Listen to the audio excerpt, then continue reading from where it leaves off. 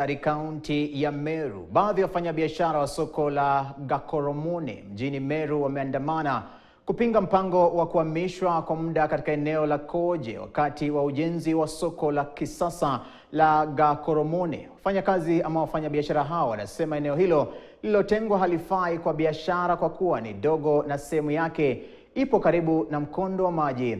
Pia wamedai kuwa serikali ya kaunti haikuwashirikisha ipasavyo kabla ya kufanya uamuzi huo.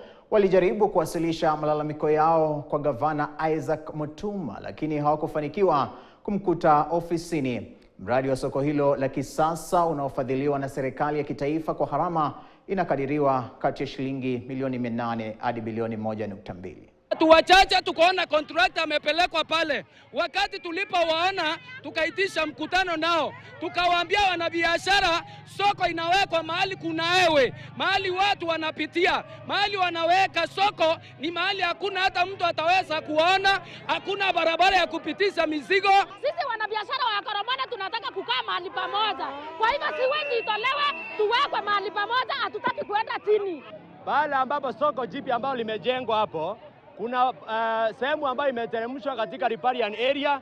Hiyo area ambayo haina security, hiyo area ambayo sewage inatembelea, na tulikuwa tumekuja hapa kwa governor kumwambia kwamba sisi hatukatai maendeleo.